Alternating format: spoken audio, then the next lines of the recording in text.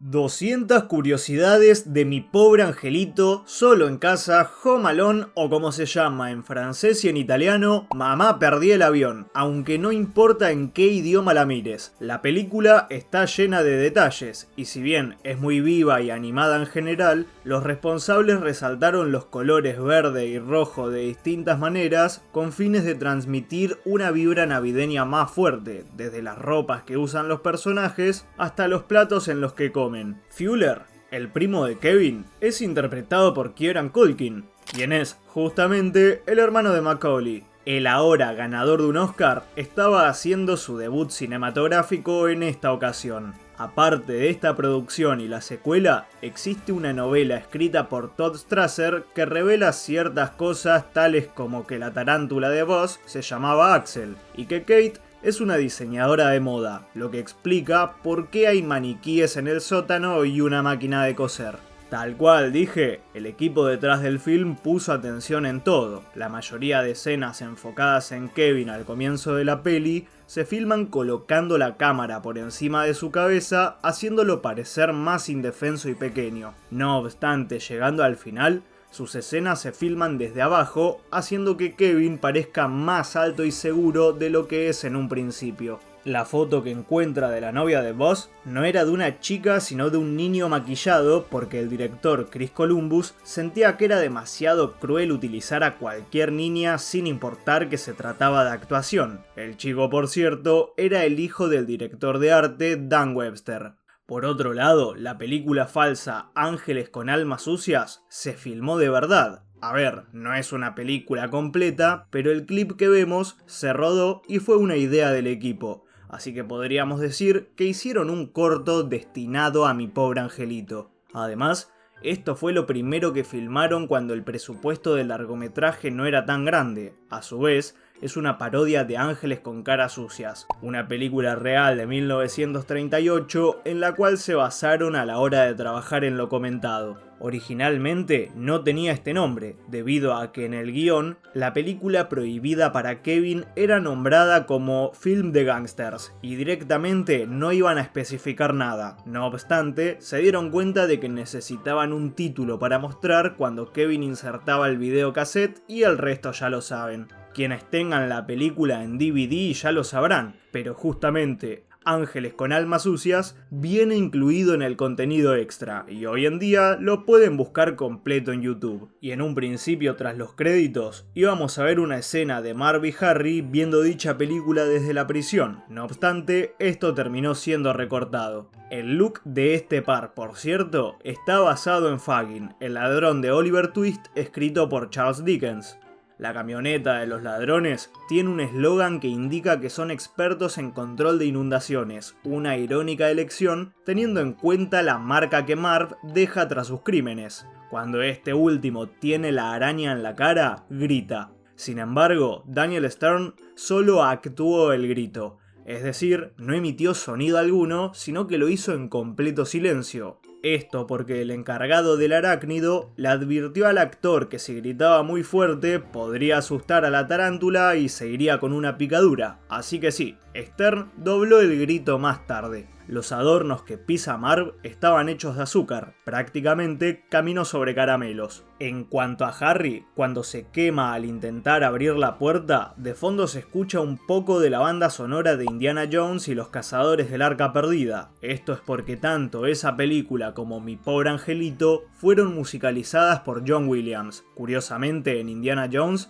suena cuando un villano se quema la palma de sus manos, al igual que ocurre con Harry en esta ocasión. Que se le marque una M es un homenaje al cartel principal que se utilizó con fines de publicitar la película M, el vampiro de Düsseldorf o el vampiro negro. Lo que Kevin utilizaba para calentar el picaporte, por cierto, era una herramienta eléctrica que se solía utilizar al encender el carbón en las parrillas estadounidenses y de otros lugares del mundo, típicas en las clásicas barbacoas. Y cuando Harry cae sobre Marv después de salir volando desde la escalera, si prestamos atención podemos escuchar cómo el diente de oro rebota en el suelo antes de que su compañero le diga que le falta un diente. Al inicio, mientras están comiendo pizza, vemos que Peter tira cosas a la basura entre las que se encuentra el pasaporte del protagonista, así que sin importar si Kevin hubiese podido ir al aeropuerto, no habría podido viajar y la familia McAllister se habría perdido el vuelo.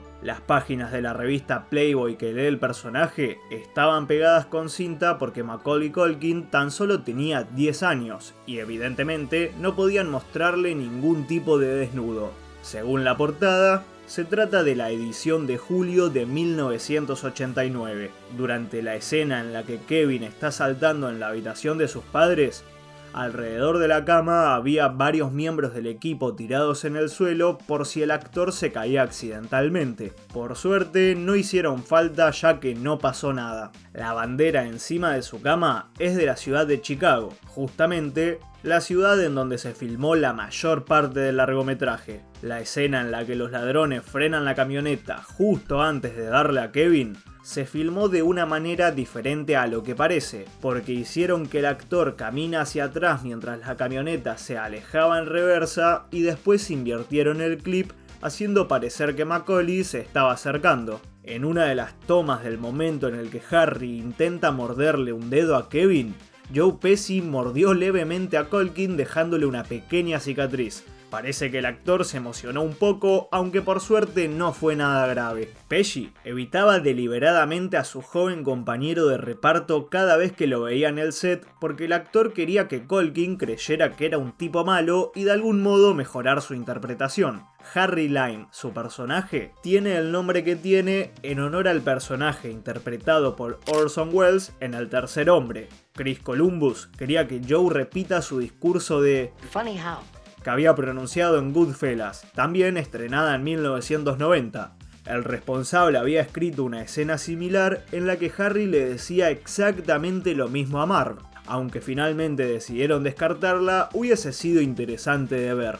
Harry usa un anillo de matrimonio durante toda la película, incluso lo tiene puesto mientras se hace pasar por policía. Pese a que nunca se menciona a su esposa ni en esta película ni en la secuela, es muy probable que el ladrón esté o haya estado casado, o quizás era parte de su disfraz y se olvidó de quitárselo. La camioneta del par tiene OK Plumbing escrito en el costado, lo que puede ser una referencia a Leo Getz de Arma Letal, otro icónico personaje de Joe Pesci, el cual es recordado por su frase "Okay.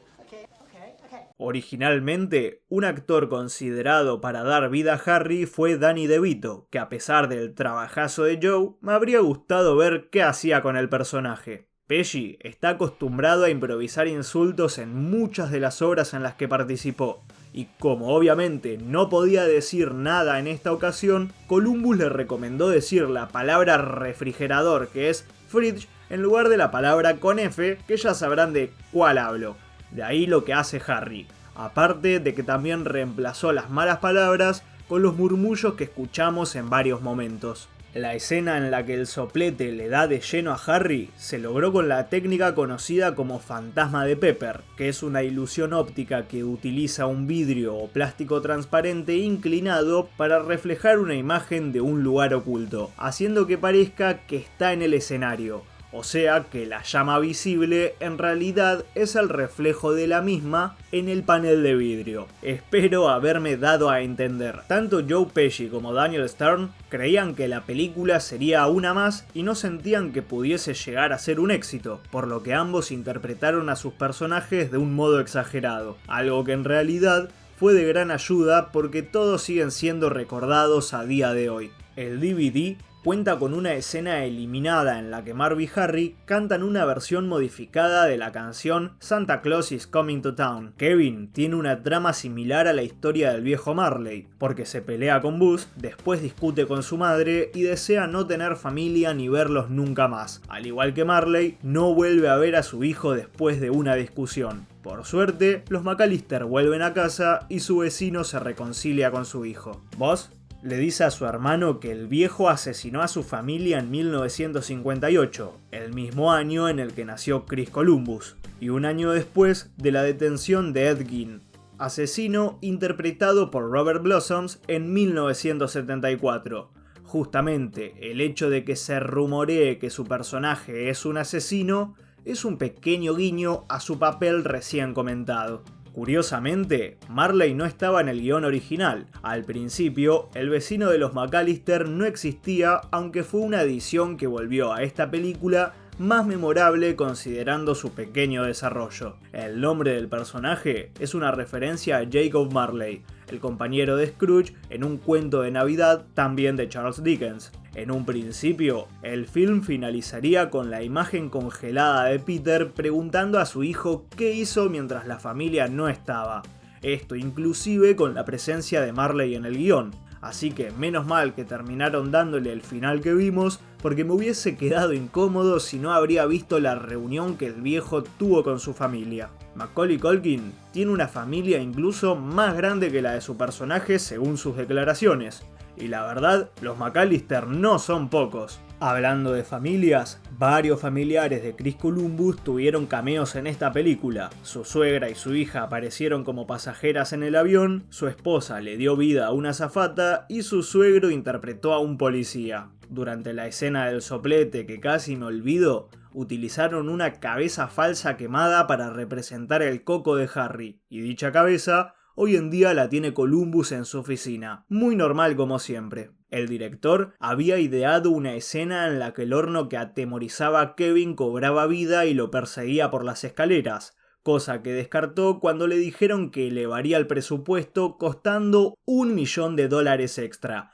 así que se redujo a lo que vimos. El horno, por cierto, logró el aspecto que tiene tan solo con linternas y se movía con hilos de pesca, efectos prácticos. Peter McAllister, por otra parte, tiene exactamente el mismo nombre que tiene el villano principal de Arma Letal. Si bien en ningún momento vemos que la familia tenga un perro, sí que vemos la puerta para animales. De todas maneras, no es un error, porque cuando Kate está hablando por teléfono en el comienzo, la podemos escuchar diciendo que llevó a su mascota a una perrera durante las vacaciones. Cuando esta conoce a Gus Polinski, está en el aeropuerto de Scranton, y según la letra de la canción Pennsylvania Polka, fue en Scranton donde se originó el género. El hecho de que John Candy interprete a un músico de polka es una especie de parodia a un sketch que él mismo hizo en 1976 donde daba vida a uno de estos músicos. Y encima Catherine O'Hara participó en el falso documental La Última Polka en 1985. El personaje de Gus Polinski a su vez se inspiró en Jan Polka King Lewan, un músico de Pensilvania muy exitoso en lo suyo. El apodo del personaje de Candy es prácticamente el mismo. John Candy filmó casi todo su material en menos de un día, y aparte el 95% del diálogo de su personaje fue improvisado. El actor prácticamente se unió gracias al guionista y productor John Hughes, quien ya había colaborado con él en 1987. La mayoría de las películas de Hughes cuentan con al menos una sección en la que los diálogos se improvisan, así que podríamos decir que esta es una de sus marcas registradas. Candy, una estrella consolidada en aquel entonces a comparación del resto de sus compañeros, accedió a formar parte del film justamente porque era amigo de Hughes, y por su participación tan solo le pagaron $414, e incluso el intérprete del repartidor de pizzas ganó más que él. Kevin, por otro lado, dice que tenía un amigo al que le pegaron porque usaba un pijamas de dinosaurios, y en la película Vacaciones de Navidad, también de John Hughes, hay una escena en la que el protagonista está vestido con uno de estos disfraces. Cuando ve a Papá Noel, el coche realmente se paró antes de que la cámara comience a filmar mientras el actor intentaba arrancar. No fue algo que estaba en los planes, pero al quedar bien, formó parte del corte final. La escena en donde vemos a Kevin comprando un cepillo de dientes fue la primera que se rodó.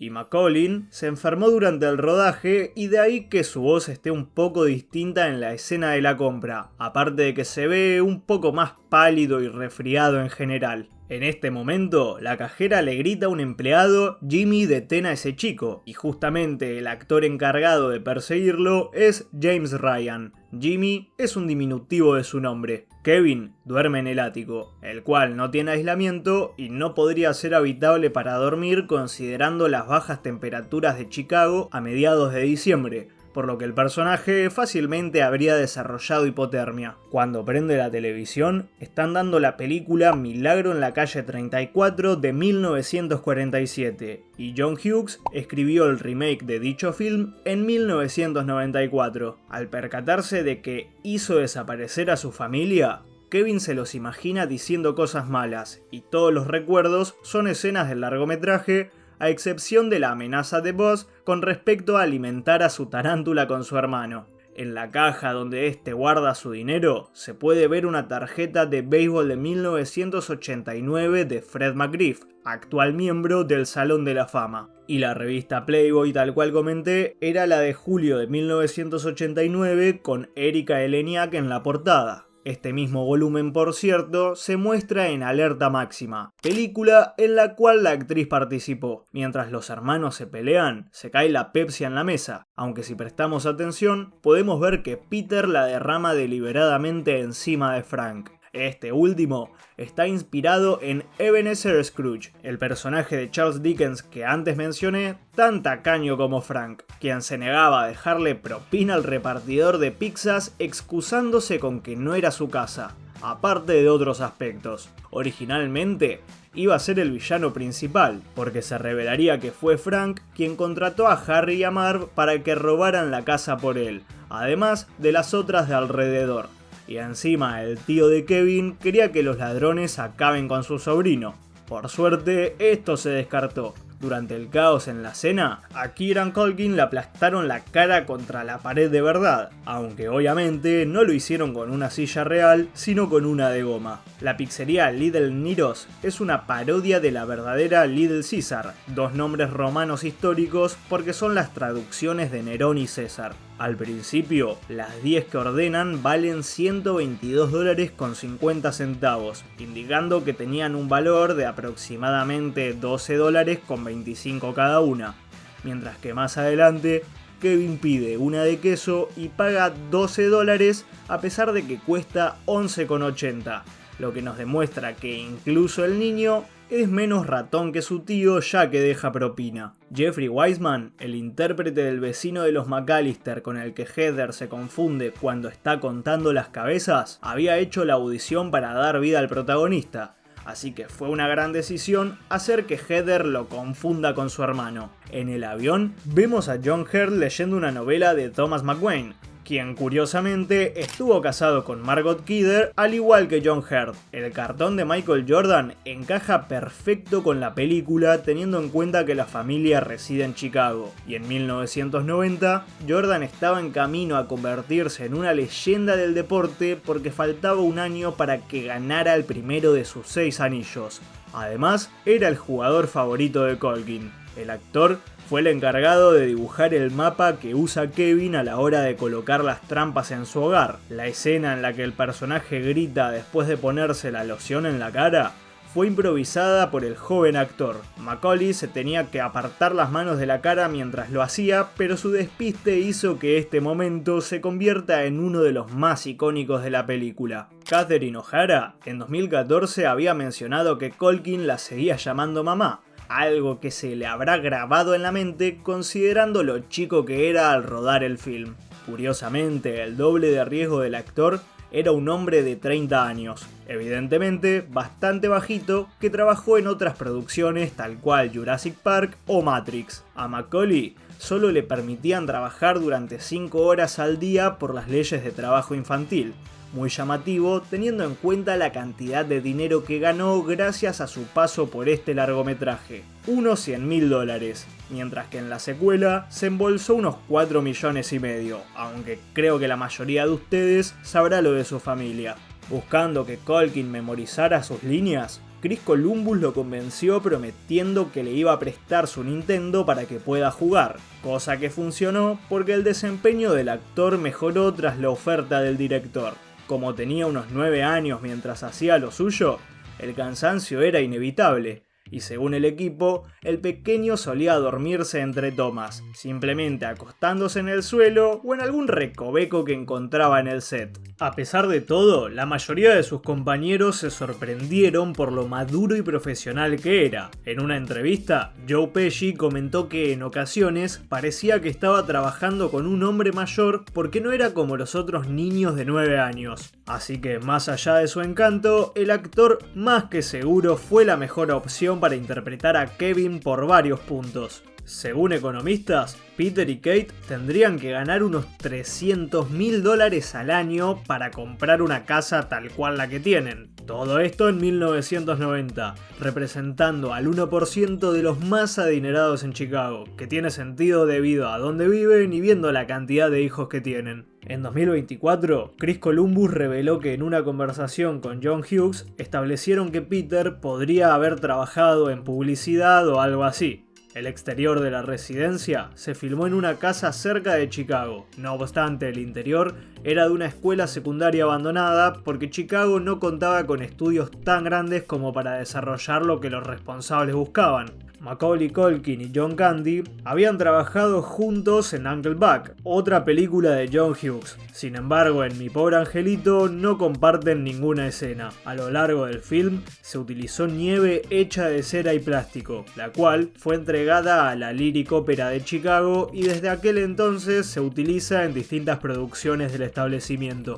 Algo que me olvidé mencionar es que en Milagro en la calle 34 participa la actriz Maureen O'Hara y justamente Chris Columbus la dirigió después de una pausa de 20 años en la actuación en 1991, en una película que encima cuenta con un cameo de Macaulay Culkin, con la participación de John Candy y está escrita por Hughes. Encima, el remake de Milagro en la calle 34 de 1994 recibió luz verde gracias al éxito de Mi Pobre Angelito, de ahí la inclusión de Hughes. Incluso llegaron a pensar en darle el protagonismo a un niño por lo bien que habían ido las cosas con Macaulay Culkin pocos años atrás. La comisaría es otro escenario filmado en la escuela secundaria. El set se armó en una de las oficinas del colegio. Kevin originalmente iba a tener 6 años, después decidieron que tenga 7 y finalmente lo convirtieron en un niño de 8. El borrador inicial también ampliaba la historia de Harry, cosa que se terminó eliminando porque no querían que el público sea comprensivo con los delincuentes, ya que sentían que esto le restaría gracia y diversión a las escenas en las que entran a la casa McAllister.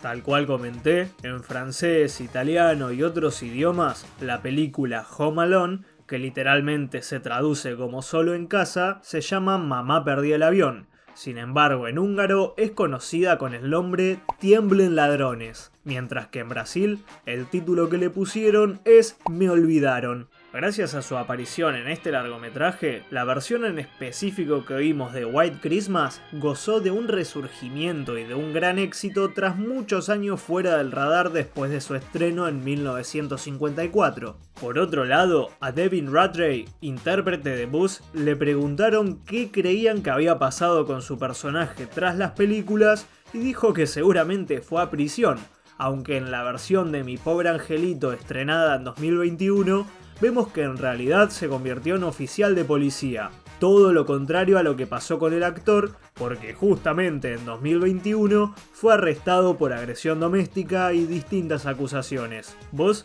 fue votado como el segundo mejor bully en la historia de las películas por Entertainment Weekly. Hay una escena que se filmó pero que no llegó a ningún lado en la que vemos a toda la familia con dificultades para dormir por lo preocupados que estaban por Kevin, a excepción de su hermano mayor, a quien veíamos roncando. Por si son de los que vieron la película 10 veces y todavía no entienden a la familia, los McAllister son 3 hermanos, Peter, Frank y Rob. Los hijos del primero son Buzz, Linny, Megan, Jeff y Kevin, mientras que Frank también tiene 5 hijos, y el último tiene la misma cantidad pese a que solo vemos a 2 de ellos. Chris Columbus se basó en gran medida en el temor que sentía de niño hacia los ladrones a la hora de trabajar en este largometraje. Ryan Gosnell, el editor, tiene un pequeño cameo ya que es suya la voz que escuchamos cuando suena el contestador automático mientras Marv y Harry roban su primer casa. Más tarde, se encargó de dirigir la tercera película de la franquicia. Aparte de robar y todo lo que vimos, Harry comete un crimen extra que no todos tienen en cuenta, y es que al principio se hace pasar por un policía.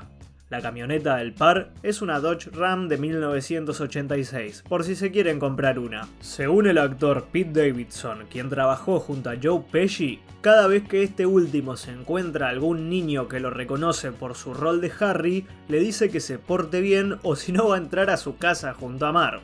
Una buena manera de educar a la juventud. El motivo por el que Chris Columbus buscó al actor para que interpretase a un personaje en su película es que Pesci es uno de sus ídolos, aunque nunca pensó que accedería a un papel tan cómico. Al menos es un criminal como la mayoría de sus roles. Robert De Niro también fue uno que pudo haberse puesto en la piel de Harry, no obstante rechazó el papel.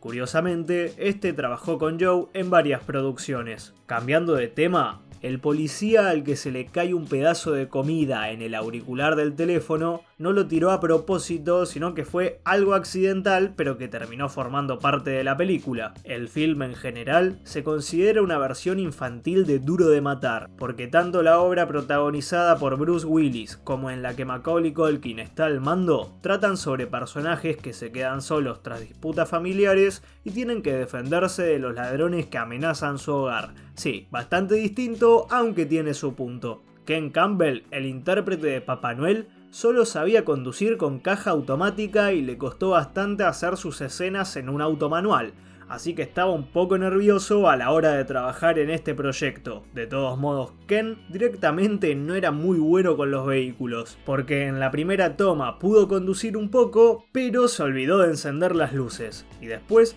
tuvo la mala suerte de que se le quedó parado tal cual comenté. El elfo que Kevin se encuentra antes de hablar con él es interpretado por Sandra McCat, la hermana del director de fotografía del film, Julio McCat. Sandra encima le dio vida a un asistente de vuelo en la segunda película. Culkin volvió a interpretar su papel en 2015 en un episodio de la serie Drivers, donde lo vemos convertido en un psicópata debido a los eventos que vivió de niño, y termina con el personaje secuestrando a un ladrón que intentaba robar su auto, lo típico. La peli a este punto ya casi se considera tradición en las navidades polacas, porque se emitió en la televisión nacional de Polonia todos los años desde 1990. Igualmente seguro sea así en varios países del mundo. ¿En el tuyo siguen dando Mi Pobre Angelito en diciembre? Cuando Marv está por entrar al sótano, se ve una luz encendida a través de las ventanas, mas al abrir la puerta está apagada. Si bien los adornos simplemente estaban hechos de azúcar,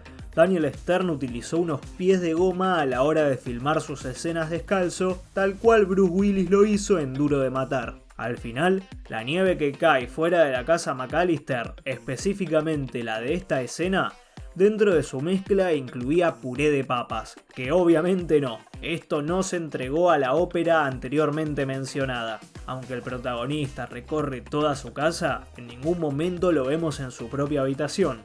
El vecino de la familia le dice al conductor del micro que su familia se va a Florida a pasar las vacaciones navideñas.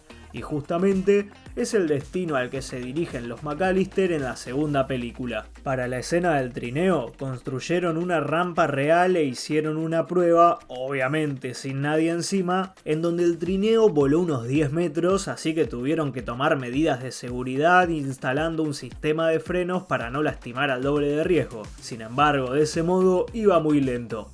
Finalmente, lograron la toma después de que el encargado del freno lo desactivara al escuchar al director gritar acción. Por suerte, todo salió bien, aunque la historia pudo haber sido diferente. El trineo, por cierto, es otra de las cosas que Chris Columbus se llevó a su oficina, esta vez firmado por todo el elenco. Los responsables buscaban que las acrobacias se vean lo más dolorosas posibles, más al filmarlas, algunas parecían tan realistas que el equipo se llegó a preocupar por si los especialistas se lastimaban realmente. Encima, estos en particular pusieron tanto empeño con fines de lograr el mayor impacto posible que dentro de los sets hollywoodenses comenzaron a llamar este tipo de trucos acrobacias de Mi Pobre Angelito.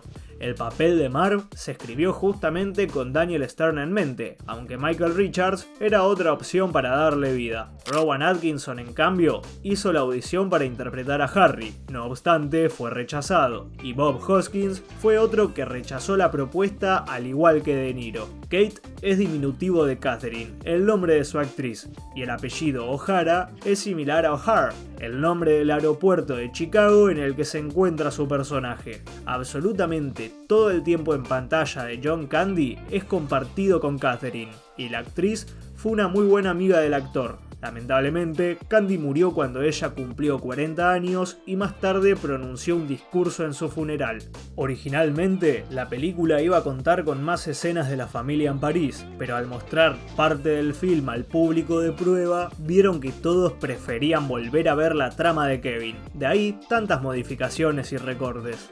Curiosamente, Home Alone 1 y 2 tienen incluso sus propios videojuegos, cosa que las películas posteriores no tienen por obvias razones, creo. La idea de esta película surgió mientras filmaban Uncle Buck, y Kevin fue escrito con Macaulay en mente, justamente por su pequeña incorporación en la otra película. De todos modos, Chris Columbus no iba a darle el papel solo porque Hughes lo quería, así que igualmente hizo audiciones con varios niños más hasta que se percató de que Culkin era el indicado para interpretarlo. Se podría decir que esta es una obra futurista para su momento porque se desarrolla en diciembre de 1990, pero en realidad se estrenó en noviembre de ese mismo año. La última escena que se filmó es en la que el sótano se llena de agua por lo que conlleva inundar un set. Este se construyó dentro de la piscina de la escuela para posteriormente poder drenar el agua. Curiosamente, al principio la película sería producida por Warner Bros. No obstante, se alejaron del proyecto por el presupuesto y ahí fue cuando 20th Century Fox se quedó con los derechos. Lo que es muy loco es que tuvo una rentabilidad extrema considerando que el presupuesto fue de $18 millones, ya que en taquilla recaudaron nada más y nada menos que 477 millones alrededor de todo el mundo. Muchos de los efectos visuales se realizaron literalmente por un adolescente llamado Kevin Nordin desde el sótano de la casa de sus padres, que al equipo le costó tan solo unos cientos de dólares, una verdadera ganga. Esta fue la película más taquillera de Estados Unidos en 1990. Y a día de hoy está en el puesto 18 entre las comedias más rentables de la historia, aunque durante mucho tiempo se encontró dentro del top 5. Inicialmente, Daniel Stern aceptó filmar durante 6 semanas, y cuando los productores le informaron que lo necesitaban durante 8, pero que el estudio no le pagaría dinero extra, este se alejó del proyecto. Encima, se enteró que su compañero ganaría más que él, y esto no le gustaba mucho que digamos. Daniel Roebuck casi que lo reemplaza. No obstante, Stern terminó llegando a un acuerdo y para la segunda película, cuando le ofrecieron $600.000 pero a Pesci 3 millones, en lugar de pedir la misma cantidad que él, dijo que se conformaría con la mitad, $1,5 millones. Pero aparte buscaba regalías, y por lo bien que le fue a la secuela, se terminó llevando más de 3,5. Por las leyes de trabajo infantil, además de los límites de tiempo, Macaulay también tenía un límite horario, ya que no se le permitía trabajar después de las 10 de la noche. Por lo tanto, tuvieron que filmar las escenas de la pizza por la mañana, centrándose en el interior del hogar, y las tomas del repartidor se capturaron de noche. El papel del tío Frank, por otro lado, se escribió con Kelsey Grammer en mente. De todas maneras, en esta ocasión no se pudo y terminó en manos de Jerry Bauman. Chris Farley, por otro lado, audicionó para dar vida a Papá Noel, aunque no tuvo éxito. Las decoraciones navideñas que vemos en el aeropuerto O'Hare se quedaron ahí después del rodaje, y durante las temporadas navideñas siguen colocando las decoraciones para adecuar el lugar. De momento, tengo entendido que no las cambiaron. El aeropuerto de Scranton, por otra parte, nunca tuvo vuelos de fuselaje ancho en la vida real, así que es un invento del film. El avión que lleva a los McAllister a París es un McDonnell Douglas DC-10 de American Airlines, aunque por el modelo sería imposible que puedan completar el viaje, ya que es muy complicado dada la anatomía de la aeronave. esta la usan para vuelos nacionales o internacionales de corto alcance. Pero bueno, no todo puede ser perfecto. Algunos errores más son que Kevin recibe la pizza en su casa, más se supone que los teléfonos no funcionan, por ende es un poco extraño. Cuando entra por el sótano inundado, vemos cómo su ropa está empapada al subir las escaleras, aunque en la siguiente escena está totalmente seco. Mientras lo vemos preparándose para cenar, tiene un plato distinto al que vemos poco tiempo después cuando los ladrones se encuentran dentro de la casa. Al llegar al avión la puerta está cerrada, sin embargo pueden abordar. Algo imposible porque ninguna aerolínea abriría su puerta por ningún motivo. Aunque bueno, ahora que lo pienso, con lo adinerados que eran los McAllister supuestamente habrán tenido su arreglo. Como indiqué, despegan en el avión mencionado. No obstante, al aterrizar es diferente porque se encuentran a bordo de un Boeing 757, una nave muy parecida pero no igual. Peter está frustrado porque quien le habla por teléfono no lo entiende, ya que está usando un libro con fines de hablar en francés. De todos modos, su hermano Rob vivía hace un buen tiempo en Francia y por ende pudo haberle traducido él. Después de que Kevin sale de la iglesia, tiene pantalones verdes, pero al llegar a su casa, tiene puesto unos jeans azules y los verdes vuelven mientras prepara las trampas. Cuando se desliza por las escaleras, el trineo se alinea de un modo en el que se tendría que estrellar contra la pared, pero mágicamente se alinea con la puerta al final de la secuencia. Chris Columbus, antes de trabajar en esta película, vendió su guión de los Gremlins y de los Goonies a Steven Spielberg, aunque fue Home Alone lo que lo catapultó al éxito mundial. Justamente, los inventos de Kevin reflejan otros inventos vistos en las obras mencionadas y en el joven Sherlock Holmes. Columbus años más tarde se encargó de los 2 primeros largometrajes de Harry Potter y comentó que le gusta pensar que tanto estas películas como Mi Pobre Angelito y Papá por Siempre están ambientadas en el mismo universo. Aparte de la escena en la que el horno cobraba vida, Chris había escrito una en la que los cascanueces de juguete también se movían por sí solos, que de igual manera se descartó por ser una escena que elevaría el costo. John Hughes lo había contratado para dirigir Vacaciones de Navidad en 1989. Sin embargo, Columbus se alejó del proyecto porque sintió que se iba a llevar mal con Chevy Chase, y menos mal porque si no, seguramente no habría podido dirigir esta película. La trampa que menos le gustó a Chris fue la de Harry con las plumas porque la consideraba demasiado suave comparándola con las otras, y si bien sabía desde un principio que Marv iba a ser golpeado por algún objeto del hogar, no se decidía cuál, hasta que su cuñado le sugirió una plancha para la ropa y el resto es historia. En 2018, Macaulay Culkin repitió su papel en un anuncio de Google, donde vimos al actor más parecido a Kevin que nunca después de un mal periodo en su vida, aunque por suerte, hoy en día se encuentra en óptimas condiciones y felizmente casado con Brenda Song. Ese mismo año apareció en un episodio de The Tonight Show con Jimmy Fallon, en donde comentó que hubo algo que siempre lo inquietó de la peli, y es que no entiende por qué Kevin no llamó a la policía en ningún momento. A pesar de que los ladrones habían cortado la comunicación, no hay ninguna escena que nos muestre a Kevin intentando comunicarse con las autoridades. El actor reveló que llegó a considerar comprar la casa en donde rodaron para convertirla en un centro de atracciones, donde la gente podría recorrer el lugar y hacer cosas tal cual tirarse por un trineo al mejor estilo de Kevin. No obstante, dijo que está muy ocupado con su familia como para estar ocupándose de proyectos similares a este.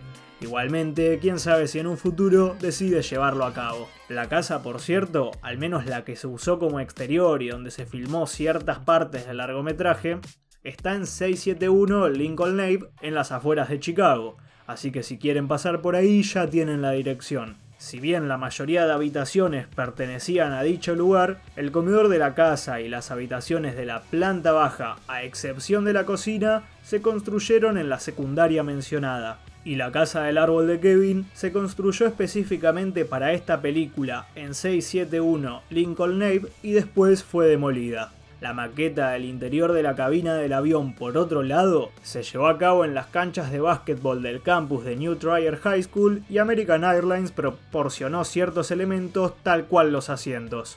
La empresa fue uno de los patrocinadores del film. De ahí la inclusión de la aerolínea tanto en esta película como en su secuela. La iglesia en realidad son dos, porque mientras la iglesia Trinity en Wilmette se usó como exterior, las escenas del interior se rodaron en la iglesia Episcopal Grace, ambas cerca de Chicago.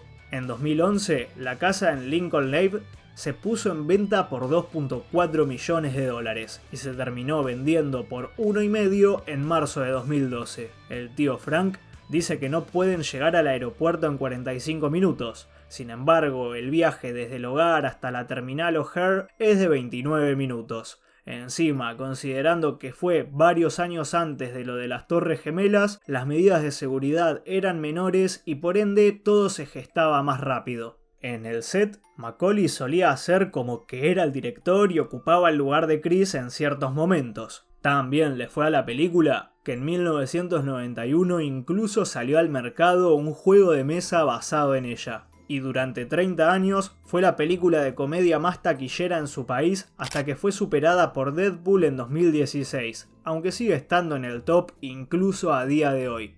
Por otra parte, Buzz es el mayor de los hermanos al tener unos 13 o 14 años, mientras que Kevin es el menor con 8. Igualmente, en la vida real, los actores encargados de Buzz, Megan, Jeff y Linny tienen la misma edad al haber nacido en 1977. Aunque curiosamente nacieron en escalera, encajando con las supuestas edades de sus personajes. La pregunta de Marv a su compañero de por qué está vestido como un pollo fue una línea improvisada por Daniel Stern, porque en el guión la pregunta era otra, y la frase de Kevin de si se dan por vencidos también fue algo que surgió en el momento. El tráiler tenía escenas que o se eliminaron o se modificaron, como una en la que un presentador de televisión advertía a los espectadores que tengan cuidado de los Wet Bandits y otra de los ladrones conversando. Hay un rumor que existe desde hace años que alega que Elvis Presley hizo un cameo creyendo que el barbudo que se encuentra en el fondo en la escena en la que la madre de Kevin le grita al recepcionista era el cantante fallecido en 1977. Esto se creía porque el personaje hace un movimiento de cabeza que Elvis solía hacer y porque no había registros de quién había interpretado a este extra. Más, la teoría se cayó en 2018 después de que el actor fue identificado. Este fue el debut cinematográfico de la actriz Hope Davis. En la escena en la que Kevin le dispara a Marv, los casquillos del aire comprimido que caen al suelo fueron animados en postproducción. Por el límite de tiempo de Macaulay, en ocasiones Catherine O'Hara filmaba sus escenas sola y en lugar de estar hablándole al actor, en realidad le hablaba a una pelota de tenis que se encontraba en un soporte a la altura de la cabeza del niño para que coincida con la línea de visión de la actriz. En esta escena vemos a Kevin con el cepillo de dientes que robó en su mano. Sin embargo, es un error de continuidad porque para este punto ya lo había robado hacía 1 o 2 días atrás. Según Julio Macat, Una historia de Navidad de 1983 fue una gran inspiración para el aspecto que logró en Mi Pobre Angelito. Además, fue una de las últimas grandes producciones en utilizar lámparas de arco de carbón para iluminar, las cuales solo podían funcionar durante 20 minutos seguidos por el sistema con el que operaban. Tal cual comenté, el largometraje fue musicalizado por John Williams, compositor que también hizo lo suyo en otras obras como Star Wars, Harry Potter, E.T., Indiana Jones, Jurassic Park y más. Originalmente, este no iba a participar en Mi Pobre Angelito. No obstante, después de que el compositor original se bajó del proyecto, Columbus sugirió en broma contactar a Williams, totalmente convencido de que el músico rechazaría el trabajo. Y muy sorprendido quedó después de que John accedió a componer después de quedar encantado tras ver una escena. Somewhere in My Memory, la canción principal compuesta para Mi Pobre Angelito, también aparece en la secuela. Sin embargo, es una versión alternativa ya que cuenta con voces. Antes de comer, Kevin ora y se hace la cruz en el pecho, dando a entender que él y su familia son católicos. En el momento en el que la familia se percata de la ausencia del más pequeño, O'Hara tenía que pronunciar otras líneas, aunque como se las había olvidado, intentó salvar la toma gritando el nombre de su hijo ficticio y terminó quedando en el corte final. Pese a que no se dice ni en esta peli ni en la secuela, las novelas revelan que Rod es el hijo de los McAllister de Nueva York, Rob y Georgette. Ahí nos enteramos que todos los McAllister neoyorquinos se mudaron a París a excepción de Heather y Rod. Este último se mudó con su tío Frank para seguir estudiando en Ohio. todo muy entendible por suerte. El viejo Marley tenía una mala relación con su hijo, y justamente Macaulay Culkin tuvo una relación muy tensa con su padre, al punto de que ya no tienen contacto. El rodaje comenzó el 14 de febrero de 1990 y finalizó exactamente el 16 de mayo de ese mismo año. Aparte de haber sido inspirada por otras obras, inspiró a distintas producciones posteriores, como por ejemplo a Stranger Things, donde los personajes ponen trampas similares a las de Kevin. En Un jefe en pañales, Tim grita cuando el personaje principal le da una bofetada en la cara después de aplicarle loción de afeitar, que es un claro guiño a Kevin. Y en Detective Pikachu, en un momento dado, se puede ver que en una tele se está reproduciendo Ángeles con almas sucias. Podríamos decir que todo el esfuerzo de Kate por llegar a su casa rápido fue un poco en vano, considerando todo lo que hizo y que poco tiempo después el resto de la familia llegó al hogar. Antes de O'Hara, se tuvo en cuenta a Kirstie Alley para dar vida al personaje, aunque Madonna, Carrie Fisher y otras actrices más también estuvieron en la mente de los responsables a la hora de elegir a la intérprete definitiva. Varios médicos reaccionaron a las lesiones que sufren los ladrones a lo largo del film y la mayoría de ellos, por no decir todos, llegaron a la conclusión de que seguramente habrían muerto, o al menos sus vidas habrían corrido un gran peligro.